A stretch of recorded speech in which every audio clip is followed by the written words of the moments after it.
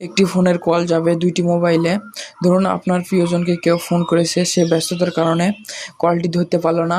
Same কলটি আপনার ফোনেও যাবে এবং আপনি সেই কলটি রিসিভ করে কথা বলতে পারবেন খুব সহজেই।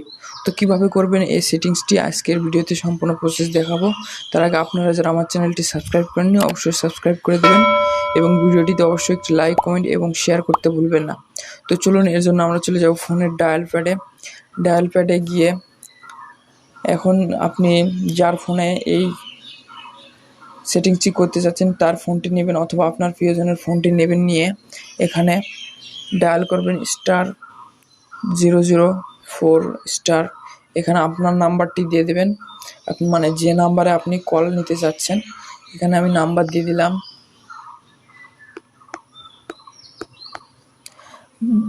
এখানে নাম্বার দেওয়ার পর এখানে হ্যাশ দিয়ে দেবেন শেষে। দেওয়ার পর আপনি গ্রামীণ সিম থেকে এটা ডায়াল করে দেবেন। এটা গ্রামীণ সিমের কোড। এখানে রবি এবং বাংলালিংকের আলাদা কোড আছে। আমি প্রথমে গ্রামীণের দেখালাম। তো এখান থেকে আপনি গ্রামীণ সিম দিয়ে ডায়াল করে দেবেন। এখানে গ্রামীণ সিম দিয়ে ডায়াল করে দিলে এখানে আপনাকে জানিয়ে দেবে call forwarding registration was successful. এখানে দেখতে পাচ্ছেন সাকসেসফুল হয়ে গেল। এখন এটি আপনি বন্ধ করবেন কিভাবে? এই জন্য আপনাকে ডায়াল করতে হবে #002#। এটা লিখে আপনি আবার গ্রামীণ সিমে ডায়াল করে দেবেন।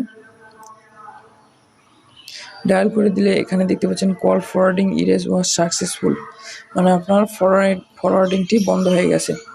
এখন যদি আপনি রবি অথবা বাংলালিংক সিমে এই সেটিংসটি করতে চান তাহলে আপনাকে ডায়াল করতে হবে ***21#। এখানে আপনার নাম্বারটি দিয়ে দেবেন 0। তারপর এখানে হ্যাশ ডায়াল করে দিয়ে আপনি রবি অথবা বাংলালিংক সিমে এখান থেকে ডায়াল করে দেবেন। ডায়াল করে দেওয়ার পর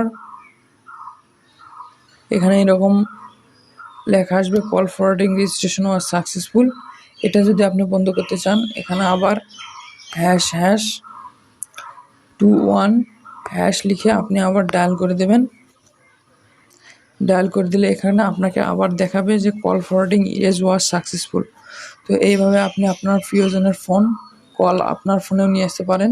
এতে করে যদি আপনার প্রিয়জন ব্যস্ত থাকে তাহলে আপনি ফোনটি রিসিভ করতে পারবেন।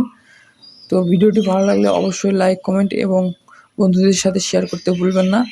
ধন্যবাদ।